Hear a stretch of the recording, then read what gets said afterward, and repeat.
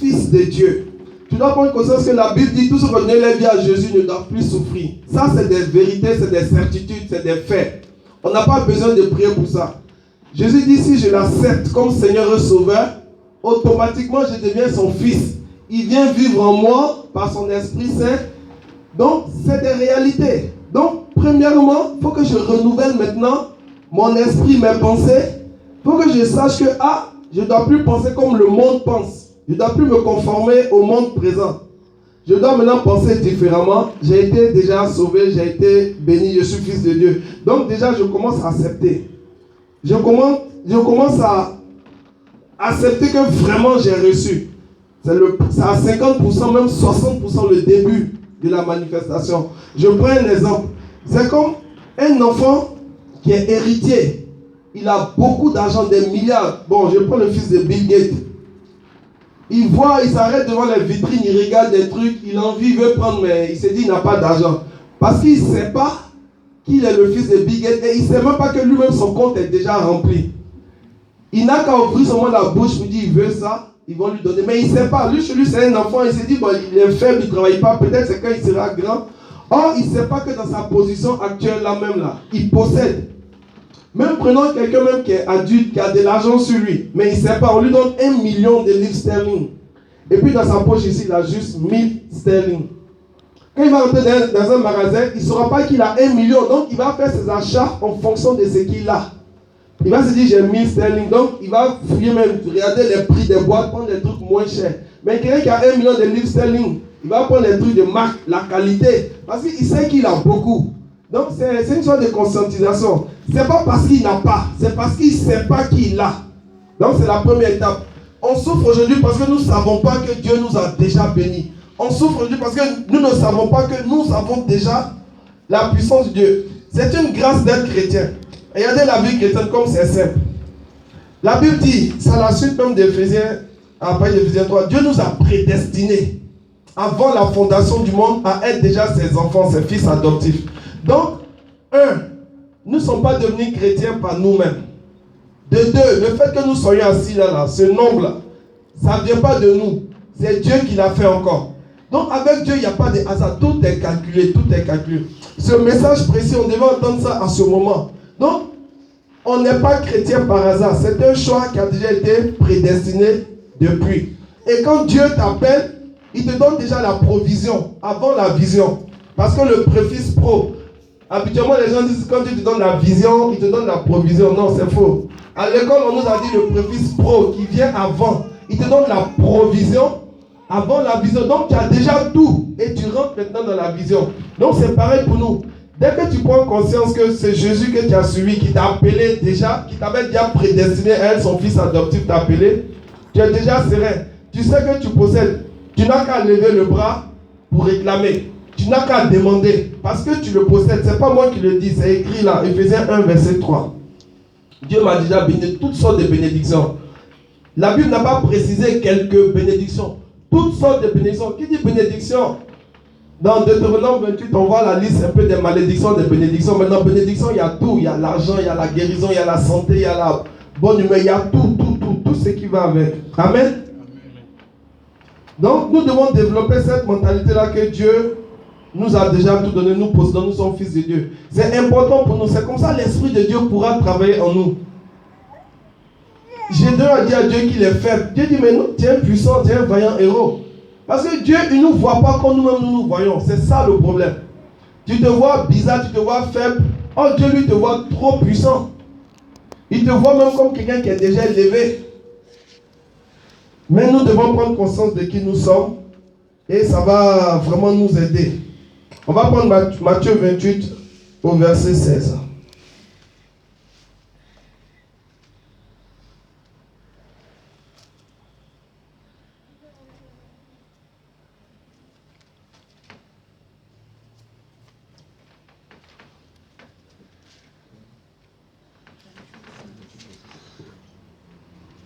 Matthieu 28, verset 16.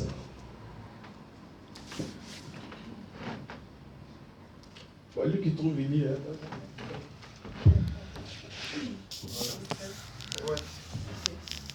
28, verset 16. Les 11 disciples allèrent en Galilée, sur la montagne que Jésus leur avait désignée. Amen. 17. Quand ils le virent, ils se prosternèrent devant lui. Et quelques-uns dirent de lui. Jésus s'étant approché les parla ainsi. Tout pouvoir m'a été donné dans le ciel et sur la terre. Donc pour ceux qui ont eu des doutes, Jésus leur dit, tout pouvoir m'a été donné dans le ciel et sur la terre. Ceux qui ont douté, ce n'est pas des gens du monde, c'est des chrétiens comme vous et moi, des gens qui ont marché avec Jésus, qui ont vu les miracles de Dieu. Nous tous qui sommes là, chacun a quand même déjà vu une manifestation de la puissance de Dieu, un miracle de Dieu, que ce soit dans sa vie ou dans la vie de quelqu'un d'autre. Donc Jésus nous dit, tout pouvoir lui a été donné. Pour ceux qui ont eu des doutes, vous n'êtes plus qui doutent. Vous n'êtes plus que nous doutions. Donc Jésus est en train de remonter comme ça leur foi, leur conscience pour qu'ils puissent continuer à avancer. On va prendre Philippiens 1. Épître de Paul aux Philippiens.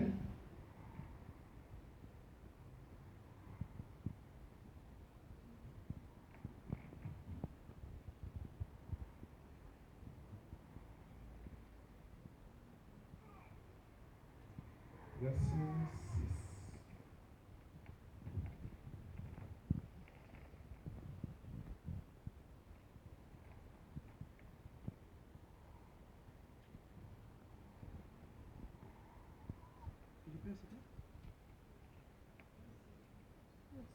Épître de Paul aux Philippiens 1, à partir du verset 6. Bon, je lis. Je suis persuadé que celui qui a commencé en vous cette bonne œuvre la poursuivra jusqu'à son terme, jusqu'au jour de Jésus-Christ.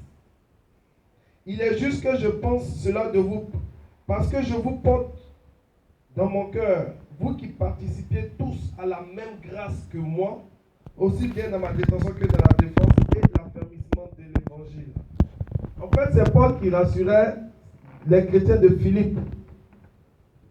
Il les encourageait à continuer pour l'évangile. Parce qu'il dit ce que Dieu a commencé, il va terminer. Il va le poursuivre jusqu'à son terme. Donc Dieu n'a jamais appelé quelqu'un et puis le laisser en cours de chemin. L'abandonner, ce n'est pas possible. Quelles que soient les difficultés qui vont survenir pendant notre marche avec lui, soyons toujours conscients de la présence de Dieu. Nous soyons toujours conscients de ce que nous avons. Soyons toujours conscients de qui est Jésus. C'est ce qui va déterminer la victoire de notre vie chrétienne. Tant que tu seras conscient de qui tu es, de qui est Jésus, de ce qu'il fait en toi, ça va toujours t'aider, ça va toujours... Parce que c'est Jésus vraiment qui nous a appelés. On ne fait pas l'œuvre de Dieu par nos propres forces. Tu es venu à l'église, ce n'est pas par ta force. Tu as été prédestiné à être là. C'est à Ephésiens 3. Nous avons été prédestinés.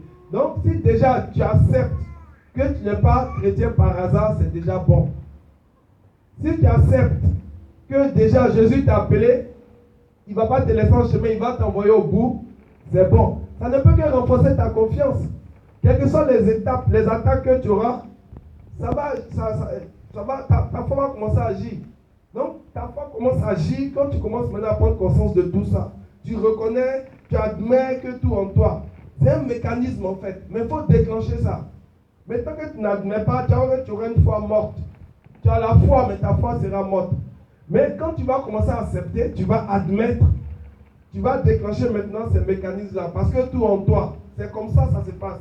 Et maintenant, la foi commence à manifester. C'est vrai, Dieu est tout. Parce que ce n'est pas ce que tu crois, ce que tu ressens qui détermine ta marche avec Dieu. C'est ce que Dieu dit. Si on veut se baser sur nos croyances, comment on se sent, ça ne passe pas. Mais si on se base sur ce que Dieu a dit dans sa parole, ça va nous envoyer loin. C'est vrai, ce qu'on croit que Dieu a dit, la même puissance qui a ressuscité Jésus-Christ entre les morts, c'est la même puissance aussi qui est en nous. C'est vrai, c'est fort, mais il faut croire. C'est vraiment une histoire de conscientisation. C'est vraiment une histoire de prise de conscience. Voilà. Prise de conscience. Quand tu prends conscience, tu acceptes, ta foi commence à agir. Ce que tu as reçu dans le spirituel va commencer à se manifester dans le naturel. C'est vraiment tout un mécanisme. C'est vrai qu'il y a quelque chose rentré, Dieu me parlait sur ça, c'est ça, c'est un mécanisme. On va beau enseigner, on va beau parler, mais tant que tu vas te baser sur toi, tes faits, ce que tu ressens, comment toi tu vois Dieu, ça ne marche pas. Mais si tu t'appuies maintenant sur la parole de Dieu, qu'est-ce que Dieu a dit? Il prend les hommes du frère. Dieu a dit les diacres. Dieu n'a même pas dit c'est rare. Dieu il te voit comme ça. Mais lui, il va attendre. Il va se dire ça va venir comme ça. Ou Dieu te dit tu es prophète. Quand Dieu dit tu es prophète, il t'a déjà consacré prophète depuis le ventre de ta mère. C'est comme ça que Dieu travaille. Il t'a déjà consacré prophète. Jérémie, c'était son cas. C'est comme il y a des petits mystiques. Depuis le ventre de leur mère, ils sont déjà mystiques. Il y a des bébés, c'est pareil. Donc si tu peux avoir l'onction dans le ventre de ta mère, tu peux avoir aussi le mal déjà depuis le ventre de ta mère. C'est comme ça. Donc la vie commence dès que tu es conçu. C'est pourquoi les Chinois, les 9 mois de grossesse, là, ils comptent dans l'âge. Ils n'attendent pas quand tu naisses. Les Chinois. Donc si tu as 1 an, c'est comme si tu as 1 an, 9 mois. Et ils comptent. Donc dès le premier jour, c'est pourquoi, bon, ceux qui font avortement, c'est vrai, bon, si tu as fait le passé, mais maintenant au moins tu sais, voilà. Tu fais l'avortement, tu as tué quelqu'un, voilà. Amen. Donc, la puissance de Dieu est en nous, son amour est en nous. Donc, on est capable de beaucoup de choses. Mais croyons que nous avons ça en nous et on peut libérer ça. On va prendre Éphésiens 3, verset 20.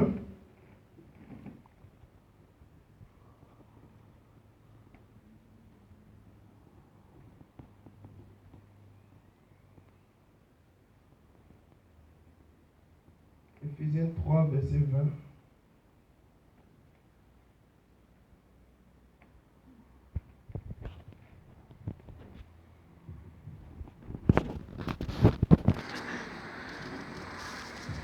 Or, à celui qui peut faire par la puissance qui agit en nous, infiniment au-delà de tout ce que nous demandons ou pensons.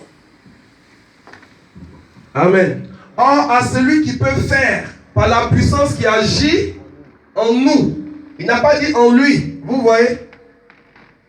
Par la puissance qui agit en nous. Donc, la puissance de Dieu agit en nous. Donc, on peut faire au-delà de ce que nous pouvons imaginer ou penser. C'est un style de vie qu'on doit développer. La puissance de Dieu agit en nous. En celui qui peut faire par la puissance, par sa puissance qui agit en nous. Donc, c'est déjà une bonne nouvelle. Donc, ce n'est même pas par ma force, ce n'est pas par ma puissance. C'est par la puissance de Dieu qui agit en moi que je peux travailler. Donc, la plupart des chrétiens ne savent pas qu'ils l'ont. La majorité des chrétiens ne savent pas que cette puissance-là agit en eux. Ils pensent que cette puissance-là se trouve encore toujours chez Dieu, chez Jésus. C'est pourquoi quand on prie, on regarde là-bas, on se dit, ah, un faible comme moi, il peut quoi, je suis rien, je ne suis pas puissant. Un mystique vient, il te défie, hein, ces trucs, il remue le feu, tu vois comme ils font pour intimider là. Il coupe le feu, boum, il dit des incantations sur moi, comme on dit. Mais c'est n'importe quoi. On a la puissance de Dieu qui agit en nous. Quand tu seras conscient que tu as cette puissance-là qui est en toi, tu vas voir les trucs qui vont se passer. C'est comme ça. Donc la plupart des chrétiens ne savent pas qu'ils ont cette puissance. C'est pourquoi on est toujours dans la défaite. Donc, ta connaissance de la parole de Dieu, ta connaissance de la puissance de Dieu qui est en toi, va déterminer maintenant de la qualité de la vie chrétienne que tu as. Ta conscientisation de la puissance de Dieu qui est en toi va déterminer maintenant de la qualité de la vie chrétienne que tu as. Si tu luttais avant, aujourd'hui tu es conscient, tu sais que tu as cette puissance, tu agis maintenant par cette puissance qui agit en toi. Donc, ce qui compte, ce n'est pas ce que tu crois, ce n'est pas ce que tu ressens, mais c'est ce que tu vas libérer. Mais tu vas dire, mais je ne sens pas la puissance de Dieu. C'est vrai qu'on a été induit plusieurs fois dans des erreurs. Aujourd'hui, là, je ne sens pas. On n'a pas besoin de sentir, on n'a pas besoin de voir. Tant qu'on libère la parole de Dieu, quelque chose se passe. Moi, j'aime Dieu, j'aime Jésus. On peut être assis calmement comme ça, mais des trucs sont en train de se passer puissamment. Et ce n'est pas faux, parce que c'est sa parole qui est proclamée. Hier, on a prié, on a vu.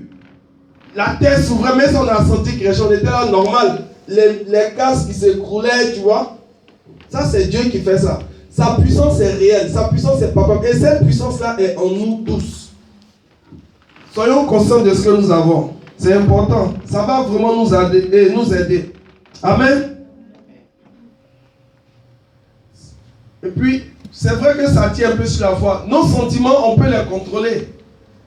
Donc, la foi aussi, on peut contrôler. Parce que les sentiments, les sens, il y a les 5 sens, quoi. Le toucher, la vue, l'odorat, c'est les sens.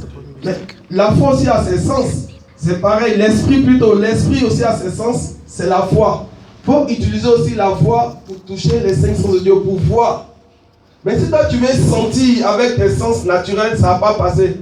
Tu veux sentir que tu as cette puissance-là d'abord avant de te manifester, ça ne va pas marcher. Il y a beaucoup de chrétiens aussi qui tombent dans cette erreur. Souvent le gars il vient dire, ah mon frère, il vient de 21 jours de jeûne et prière, hein. Donc allez là, tu ne peux pas. Tu vois? Donc il se dit là, il est blindé parce qu'il est sorti de ses 21 jours. Donc c'est ce qui fait sa force. Quand même il marche, c'est vrai, le jeûne fait du bien, c'est important de jeûner. Je ne vous dis pas, c'est important, tout le monde jeûne. Toutes les religions jeûnent, les non-religieux même jeûnent. Le jeûne a des pouvoirs bénéfiques. Mais tu ne peux pas dire parce que tu as jeûné, maintenant tu es puissant, tu vois. Mais le jour où tu ne jeûnes pas, tu vas te sentir faible. Beaucoup tombent dans ce piège. Le jour où tu jeûnes, comme on dit en ivoirien, tu as Dieu. Mais le jour où tu ne jeûnes pas, tu es faible. C'est des pièges. Ne nous basons pas sur nos sentiments. D'après le vieux père Carambri, il dit les sentiments mentent. Il dit les sentis mentent. Donc c'est une parenthèse. Voilà. On va prendre Ésaïe 54, versets 2 à 3. C'est de l'Ancien Testament.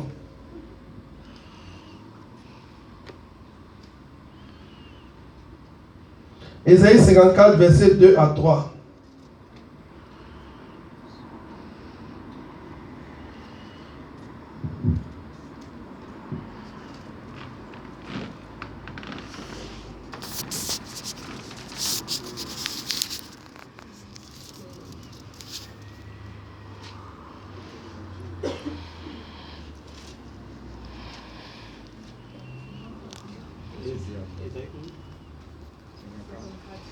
Verset 2 à 3.